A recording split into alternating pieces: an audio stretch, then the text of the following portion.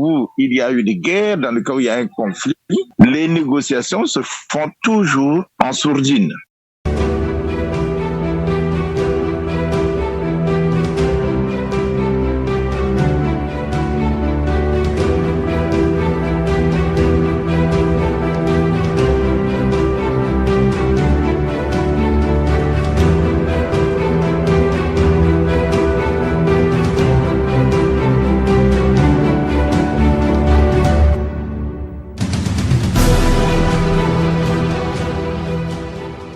Bonsoir.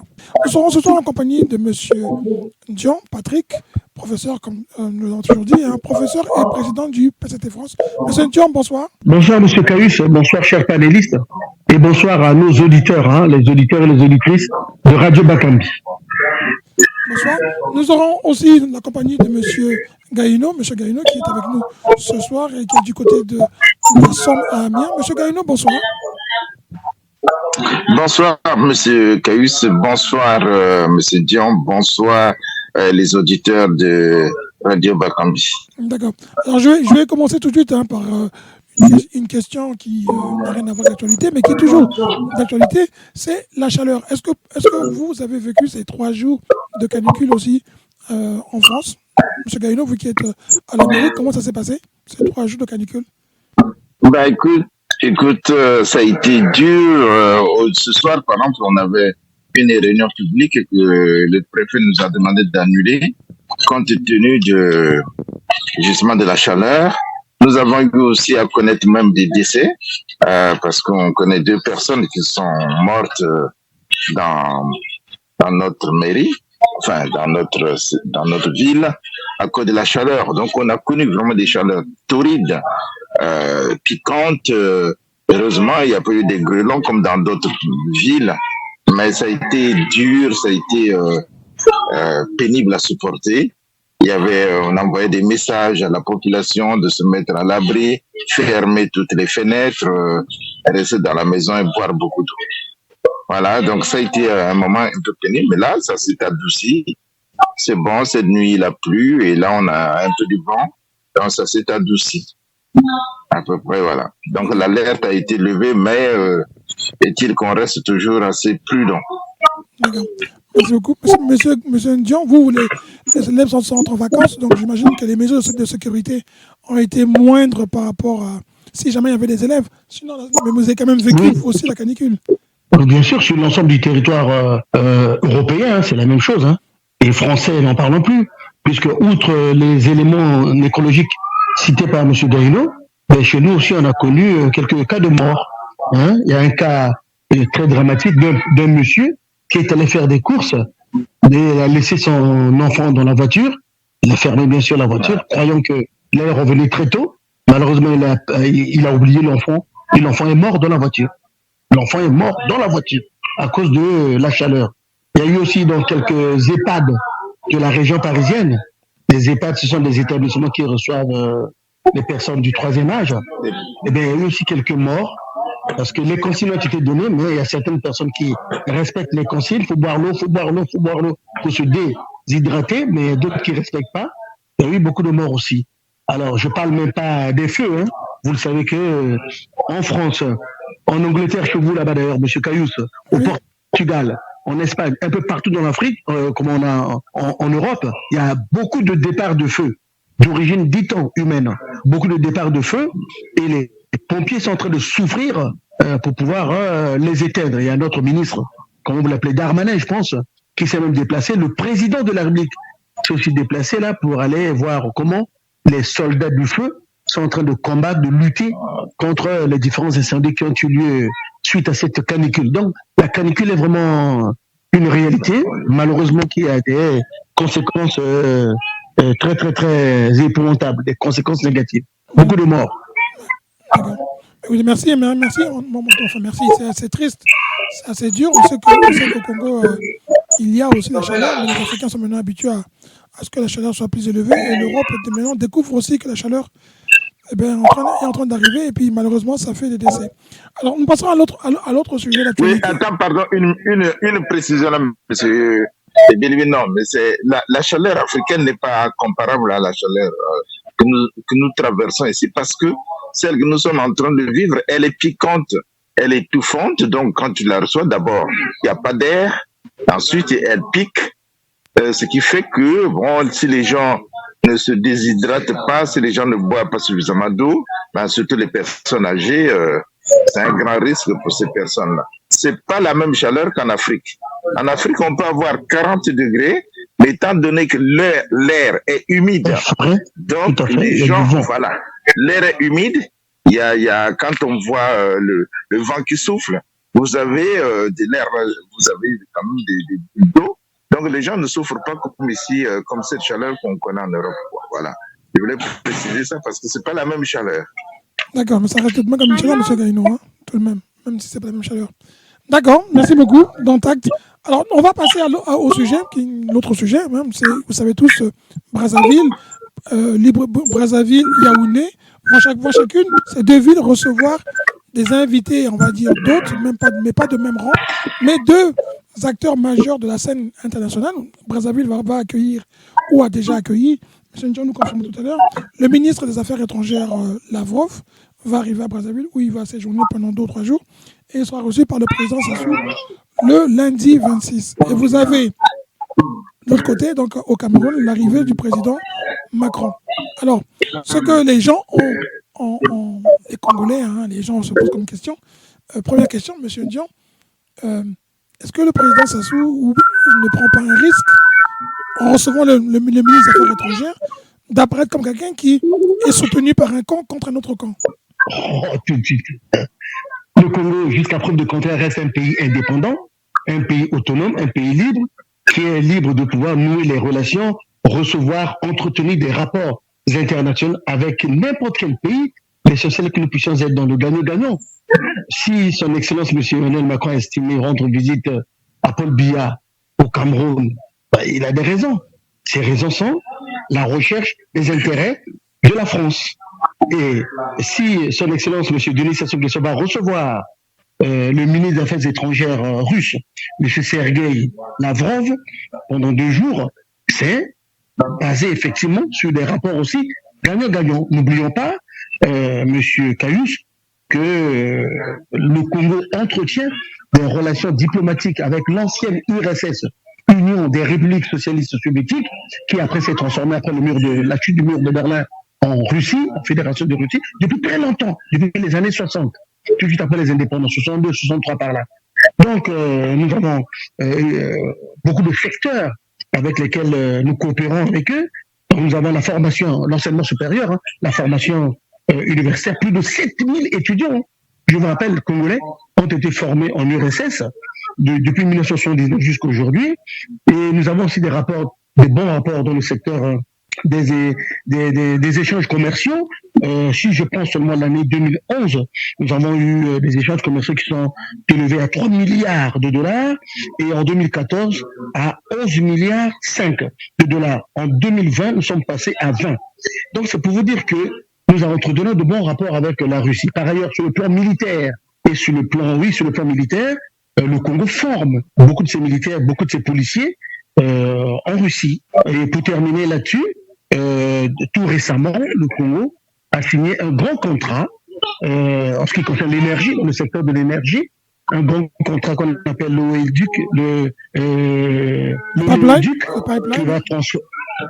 pipeline, oui, qui va transporter le gaz depuis Pointe-Noire jusqu'à Ouesso. D'ailleurs, c'est même un triangle, hein, Brazzaville, Pointe-Noire, Ouesso. Et donc, ça coûte des milliards et des milliards. Donc, les enjeux économiques, les enjeux politiques et militaires sont très importants. Et c'est des rapports gagnant-gagnant.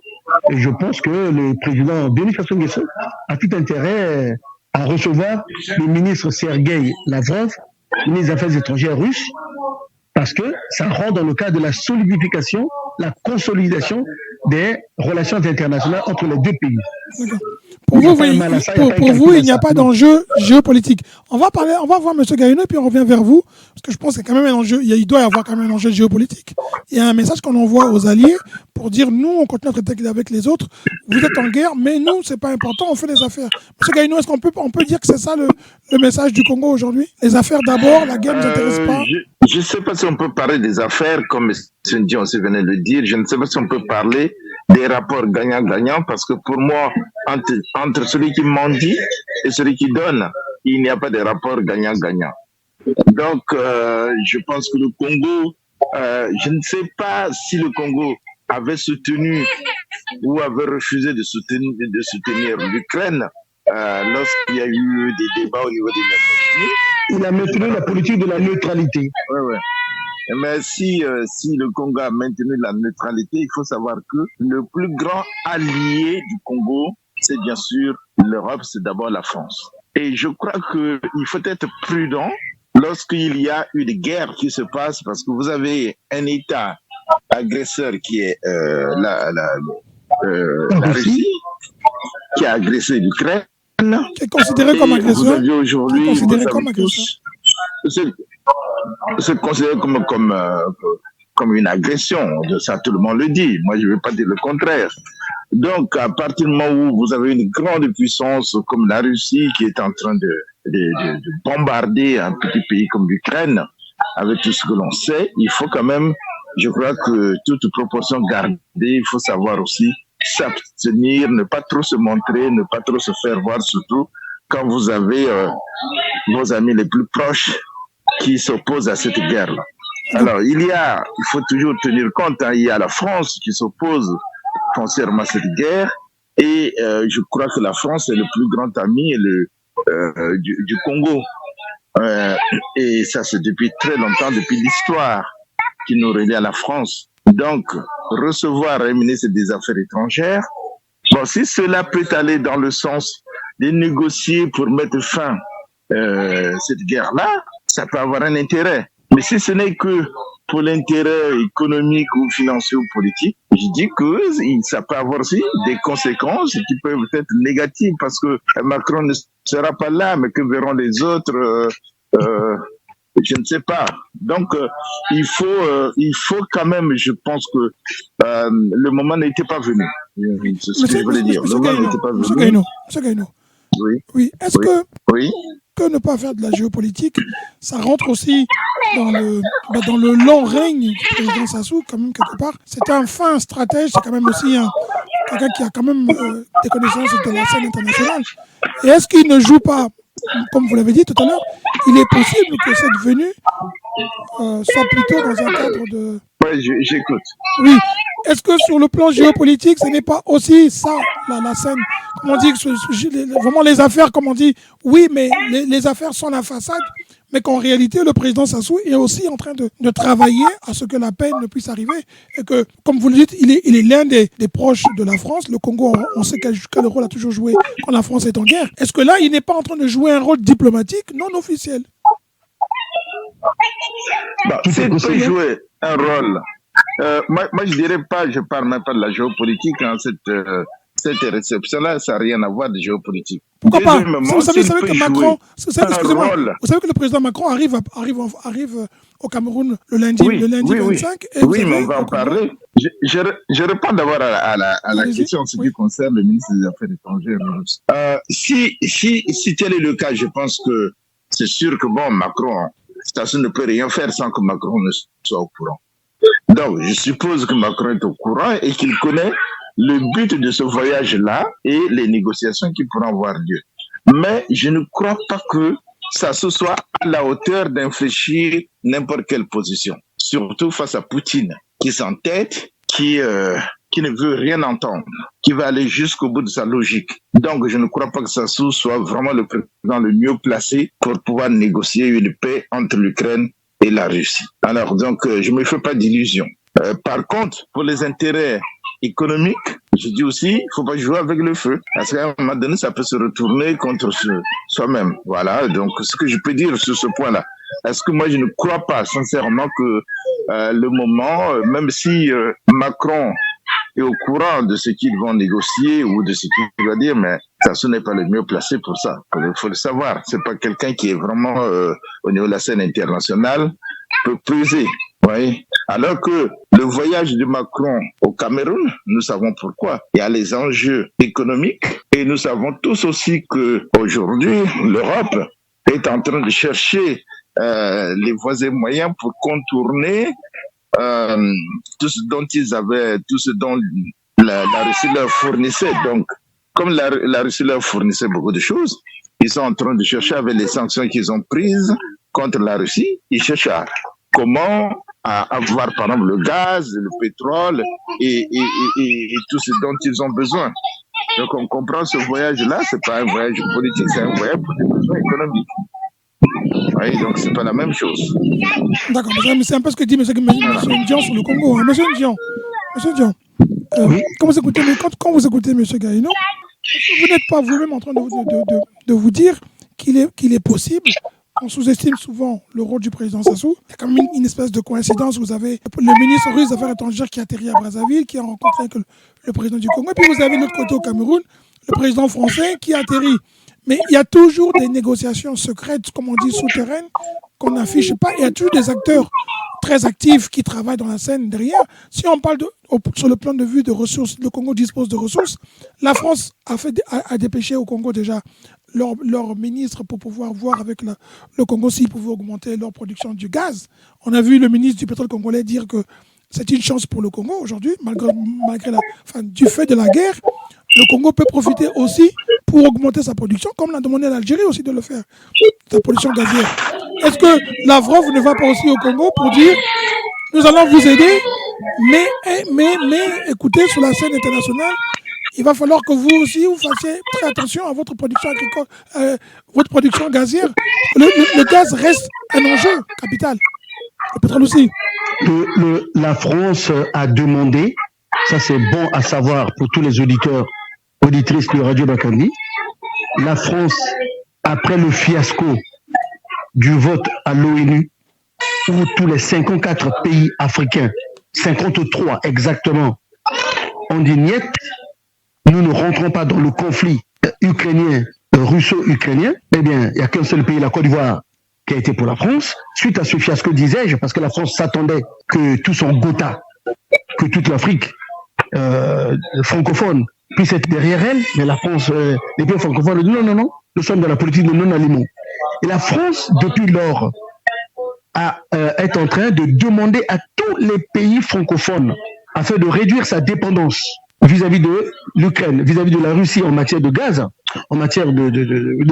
d'énergie, eh bien, est en train de demander à tous ces anciennes colonies d'augmenter leur production de pétrole et leur production de gaz. Ils l'ont demandé en Algérie, ils l'ont demandé au Maroc, ils l'ont demandé au Congo, ils l'ont demandé, voilà. Et donc, son Excellence M. Emmanuel Macron va au Cameroun, entre autres, pour ça aussi. Et n'oublions pas que le Cameroun a signé un accord militaire avec la Russie aussi. Hein. Oui, tout à fait. Mais cela ne veut pas dire que la France est naïve. La France n'est pas naïve. La France sait parfaitement que la majorité des pays africains avant étaient d'expression d'idéologie socialiste, communiste. Et qu'actuellement, ils ont changé d'orientation politique. Ils sont maintenant d'orientation social-démocratique, c'est vrai. Mais la France, disais-je, n'oublie pas du tout que les pays africains entretiennent des relations serrées, des relations très étroites avec la Russie. Hein. Et c'est pas du jour au lendemain comme ça que ces pays-là vont renoncer à ces relations-là. Ça, c'est maintenant de deux. Le projet, le contrat gazier là, de l'éoduc, Pointe-Noire, Brazzaville, Pointe-Noire, Ouesso, ben, il a été signé il y a 2 ans. Hein. Et donc, c'est un rendez-vous programmé d'avance. Que le président Denis Sassou Nguesso ne va pas déroger suite à la visite du président Emmanuel Macron au Cameroun. Pas du tout. Oui. Mais est-ce que, comme dit M. Gaïno, est-ce qu'il ne joue pas aussi, de l'autre côté, il court le risque d'être perçu à l'international comme un allié. Par exemple, Zelensky de l'Ukraine peut trouver là que le président Sassou devient un allié de la Russie. Parce qu'il n'y a pas beaucoup de pays qui le reçoivent. On ne peut pas dire ça comme ça. Non, mais regardez, monsieur, il n'y a pas beaucoup de pays qui le reçoivent. Non, monsieur Kaius, on ne peut pas dire ça toujours comme ça. Parce que n'oublions pas que Emmanuel Macron est celui-là qui a toujours dit que nous ne sommes pas en guerre. L'Europe n'est pas en guerre. L'OTAN n'est pas en guerre contre la Russie. Et que nous devons fermer la porte de dialogue avec la Russie, avec Vladimir Poutine. Il faut toujours discuter, échanger avec lui. Et c'est ce que fait Denis Sassou Nguesso, le président Denis Sassou Nguesso, en marge certainement de ces questions économiques et commerciales. Oui, mais moi je ne parle pas du point de vue français, monsieur Ndian, du point de vue des Ukrainiens. Pardon, je voulais quand même repréciser la question de M. Kaius, elle est intéressante parce qu'il faut voir cette coïncidence de l'arrivée du président Macron au Cameroun et de l'arrivée du ministre des Affaires étrangères ici au Congo. Et là où je peux être d'accord avec ce que dit M. Kaius, c'est que, vous voyez, dans le cas où il y a eu des guerres, dans le cas où il y a un conflit, les négociations se font toujours en sourdine. Donc, il peut y avoir cette coïncidence. Enfin, pour nous, c'est une coïncidence, mais peut-être pour eux, c'est quelque chose de programmé. On n'en sait rien sur ce point-là. Là, je serais plutôt... je peux penser à cela. Mais par contre, ce que tu dis sur le plan économique, non, je te dis que c'est un risque que monsieur Sassou peut courir si vraiment l'aspect qu'a évoqué M. Kaius n'est pas au centre de cette rencontre. Si cet aspect de négociation à l'extérieur, parce que il faut pas dire que Macron dit, voilà, l'Europe n'est pas en guerre, mais qui fournit les armes à l'Ukraine? C'est pas l'Europe? On peut être en guerre indirectement. Peut-être que l'Europe n'a jamais envoyé les soldats. Et encore, parce que la Russie avait montré quand même, je crois, un soldat américain qui avait été pris. Donc, il ne faut pas croire qu'il n'y a pas... Il n'y a pas de soldats là-bas, ils sont là-bas, ils forment les Ukrainiens, peut-être qu'ils participent même au combat. Mais ça, tu ne peux pas le savoir. Oui, c'est pas le savoir, mais c'est pas prouvé aussi. Voilà.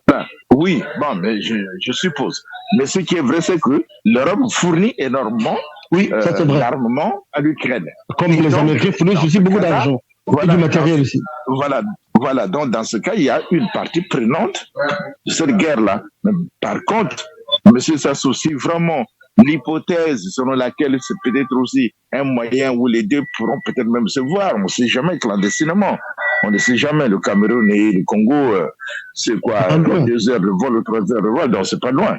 Donc ils pourront peut-être se voir pour traiter certaines choses, c'est possible. Mais si ce n'est pas le cas, je dis bien, c'est quand même un risque que prend M. Sassou Nguesso, parce que n'oublie pas que les autres pays peuvent aussi se retourner. On ne sait pas où va cette guerre-là. On ne sait pas où ça va aller. Donc, prendre ce risque-là, je ne sais pas si vraiment il en a conscience. Je le pense. Oui, mais on peut penser quand même qu'avoir fait 40 ans, il a mesuré tous les risques. Mais M. Ndian, est-ce que vous ne voulez pas, est-ce que vous ne voyez pas, vous, comme dit M. Gaïno, qu'il y a aussi ce côté-là qu'il faut regarder. Je vous donne un exemple aujourd'hui, M. Ndian. Tout le monde le voit sur la scène politique. On dit il y a 3 pays qui ont reconnu les villes ou les États fédéraux, les États qui font partie de l'Ukraine, qui ont été pris par la Russie. Vous avez la Corée du Nord, vous avez la Biélorussie, c'est tout, qui ont reconnu. Alors, il y a 5 pays qui coopèrent avec la Russie, parmi lesquels on ajoute la Turquie et puis la Chine, l'Iran. Ils sont pointés du doigt. Aujourd'hui, c'est 5 ou 7 pays qui traitent avec l'Iran, avec plutôt la Russie. Est-ce qu'aujourd'hui, le Congo, vous pensez pas que vraiment on peut regarder en se disant dans combien de pays aujourd'hui les Russes peuvent voyager? On peut quand même se poser la question. Quel risque prend le Congo vraiment en recevant comme ça officiellement, en grande pompe, c'est mis dans tous les médias, le ministre Lavrov, en essayant de rester neutre? Moi, je me dis que... Il n'y a pas que la France, M. Kaius, dans cette guerre-là. Il y a aussi l'Angleterre qui a... Beaucoup de pays. Ferme. Absolument. Il y a beaucoup de pays. Il y a aussi l'Allemagne. Il y a aussi beaucoup de pays. Donc, ne voyons pas que la France. Oui. Donc, lorsque soit ce ministre-là, il faut savoir que, franchement, moi, je suis pour la première hypothèse. C'est-à-dire que, bon, M. Macron est au courant. Peut-être qu'il y a eu une coïncidence. Mais si ce n'est... Enfin, je ne parle même pas de coïncidence, je me trompe. Il y a peut-être un rendez-vous qui a été pris. Mais si ce n'est pas cela, si c'est vraiment à l'initiative de Sassou Nguesso lui-même de recevoir ce ministre-là, je veux dire, il y a plus à craindre qu'à applaudir. Voilà. Vous voulez dire, M. Gaïno, vous voulez dire que ça peut être un agenda caché qui n'est pas officiel et on le rend officiel. Voilà, exactement, ça peut être un agenda caché entre parce qu'aujourd'hui, il faut savoir que avec l'ouverture du canal pour permettre la circulation des denrées alimentaires, pour aider les pays africains qui sont en train de souffrir et certains pays asiatiques, les gens aussi profitent pour négocier, pour pouvoir mettre fin à cette guerre. Et donc, étant donné que Macron peut aussi parfois apparaître un peu comme quelqu'un qui a eu quand même pas mal d'entretiens avec Poutine, donc il peut chercher aussi des moyens pour pouvoir négocier à l'extérieur, hors de l'Europe, pour savoir si est-ce qu'on peut pas arriver à mettre fin à cette guerre-là, parce que je crois que là, récemment, il y a eu même la réunion qui a eu lieu en Turquie. Bien, on a vu la participation des pays européens avec les Ukrainiens et les Russes. Donc moi, je ne crois pas que ce soit vraiment tout à fait le hasard. L'hypothèse que tu as soulignée, pour moi, elle n'est pas écartée. Donc il peut y avoir... voilà. Monsieur Ndion, en tant qu'économiste, je veux parler à l'économiste. Essayez d'oublier le politique. Économiste. Monsieur Ndion, la France, on va pas comme M. Gaïno, il n'y a pas que la France. L'Allemagne se plaint déjà des effets de l'arrêt pendant 10 jours de la fourniture du gaz par les Russes. Là, ils ont remis les vannes, ils ont remis, mais ça tourne à 40% de sa capacité. Il y a eu un problème de turbine qui était au Canada. Les Canadiens ont dû accepter de renvoyer cette turbine contre l'avis des Ukrainiens. L'Europe arrive aujourd'hui à l'approche de l'hiver. Il y a vraiment un problème, il y a eu une urgence d'apaiser la colère de Poutine qui monte en puissance, comme dit M. Gaïno, qui semble ne pas fléchir. Il dit déjà qu'on ne peut pas négocier avec Zelensky. Sur le plan économique, ça devient très tendu, très tendu. Vous, de point de vue économique, stratège, comme vous l'êtes, vous dites beaucoup de stratégie, il apparaît de plus en plus une volonté des Occidentaux d'aller vers la fin de la guerre. De plus en plus de Français sur les plateaux de télévision commencent à dire qu'on ne peut plus supporter. On peut plus supporter. Tout à fait, ça c'est clair. Pardon, mais c'est Dion. Je vais rehausser un peu cette question en parlant de ce qui se passe actuellement. Par exemple, comme ça tu vas répondre. On voit aujourd'hui, tu sais toi-même, il y a eu une réunion du Conseil des ministres où on parle de remettre les centrales à charbon.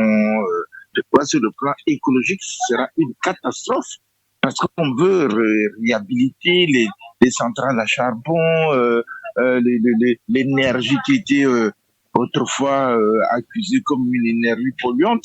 On est en train de réhabiliter. Donc, ce n'est pas à nous qu'on puisse... Voilà. Tout à fait. Donc, tout à fait. Ce que vous dites est tout à fait vrai.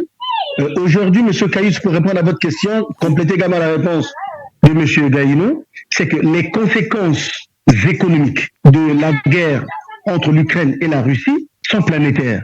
Les conséquences, parce que l'économie est liée, c'est un système. Donc les conséquences sont maintenant planétaires, les conséquences sont maintenant dramatiques, de jour au jour. Poutine croyait faire une guerre peut-être en une semaine, en un mois peut-être, conquérir toute l'Ukraine. Malheureusement, ça perdure. Février, juillet, ça te fait beaucoup de mois malheureusement. Donc, toutes les grandes puissances là, qui sont affectées par la guerre, et particulièrement l'Europe, l'Union européenne, sont en train de chercher, tous ces pays-là, toutes ces puissances, sont en train de chercher comment contourner les difficultés, les conséquences de la guerre, comment les solutionner. Donc, il faut aller chercher d'autres sources d'énergie ailleurs, puisque tout le monde le sait, la France et d'autres pays européens, nous dépendons de la Russie en termes de gaz. Donc voilà pourquoi, M. Gaïno l'a dit tout à l'heure, et si les centrales, la production énergétique, les centrales nucléaires ne peuvent plus permettre d'assouvir toute la consommation nationale française, on est obligé de rouvrir ce qu'on avait fermé hier, c'est-à-dire les centrales à charbon. Ok? L'Allemagne a déjà son excellence, la France aussi a décidé. Voilà, c'est des mesures de guerre, des mesures exceptionnelles, période exceptionnelle, mesures exceptionnelles. Mais son excellence, M. Emmanuel Macron, ne s'arrête pas là seulement. Il se dit, il faut chercher des solutions aussi ailleurs, en dehors du territoire national. Parce que ce qu'il y a sur le territoire national, c'est des palliatifs. Voilà pourquoi il voyage un peu de gauche à droite. Je vous dis, il y a la diplomatie officielle, mais il y a la diplomatie aussi souterraine.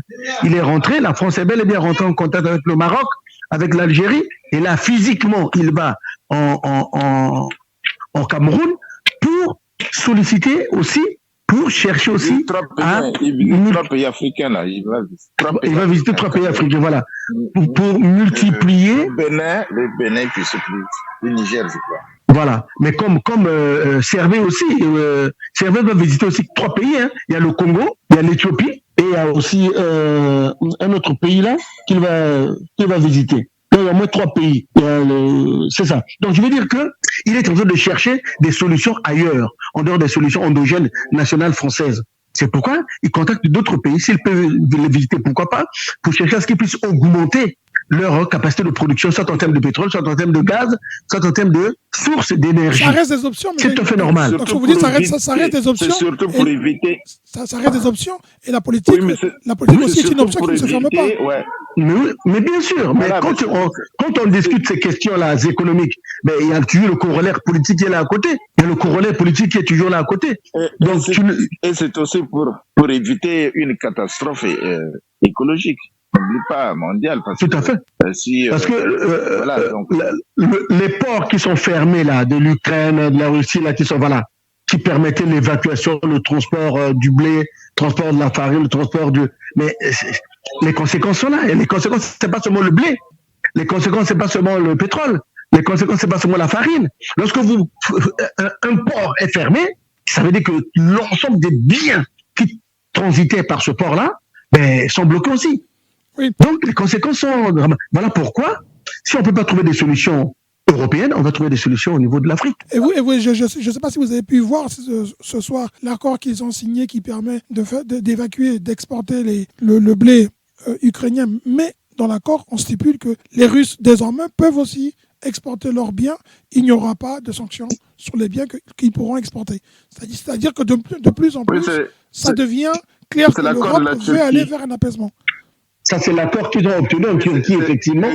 En Turquie, ouais. Oui. Parce qu'ils ont tenu compte du fait que 2 pays peuvent ne pas avoir la même idéologie, la même vision politique, mais ils peuvent commercer, la preuve. Oui, et commercer, mais ne pas bloquer les autres. Parce que non seulement commercer, mais ne pas bloquer les autres. Le problème, pardon, M. Dion, le problème, c'est que le blocus qui se passe en mer là-bas peut provoquer une rupture de stock. Tout à fait. Dans beaucoup de zones, beaucoup de pays. Notamment pays africains comme pays asiatiques. Et donc, la réunion qui s'est tenue en Turquie, ils ont dit il faut libérer justement les produits agricoles. C'est pour ça qu'ils ont mis une surveillance au niveau c'est l'Égypte, je sais plus, là où les bateaux traversent là. Il y aura la présence aussi bien de l'ONU, de la Turquie, pour contrôler tous les bateaux qui vont... Non, mais il y aura aussi les Russes, les Russes aussi seront présents avec les mais tout à fait. Voilà, mais bien sûr, avec les Ukrainiens. Tout à fait. Donc, tout à fait, c'est la raison pour laquelle, c'est la raison pour laquelle M. Caius, M. Gaïno, que le ministre des Affaires étrangères russe, M. Sergueï Lavrov, là, en dehors du Congo, va faire aussi un voyage en Égypte. En dehors de l'Égypte, va faire aussi un voyage en Éthiopie. Or, qui dit Égypte, parle canal de Suez, les bateaux passent par là. Est-ce que tu comprends? Oui, voilà. Et l'Éthiopie aussi exploite ce canal-là aussi. Tout à fait. Tout à fait. Et donc, c'est pourquoi ils ont mis en place une équipe mixte de contrôle et de surveillance. Et il y a d'une part les Européens, les Ukrainiens, il y a aussi les Russes. Donc, ils se sont dit, attention, même si en politique, on ne partage pas les mêmes points de vue, mais attention, cette guerre a des conséquences socio-économiques importantes. Ça risque d'affamer toute une partie de la planète. Mieux vaut continuer à commercer comme si de rien n'était, en mettant en place des garde-fous. Il y aura les Russes d'un côté, il y aura les Ukrainiens, il y aura les Européens d'un côté, il y aura les Africains, pour pouvoir contrôler, faire des bases de contrôle qui permettront à ce qu'on puisse transporter relativement facilement, de façon sécurisée, le blé, le pétrole, le gaz, etc. Et les Russes ont exigé, les Russes ont exigé de contrôler les bateaux quand ils arrivent. Oui, bien sûr. Mais c'est normal parce que les Russes n'oublient pas que à travers les bateaux qui peuvent transiter de A à B, de B à A, ils peuvent aussi avoir des petits filous, il peut aussi avoir de transport d'armes, des transports de ceci, de cela. Donc, on n'oublie pas qu'on est en période de guerre. Il faut toujours un sixième sombre là-dessus. D'accord.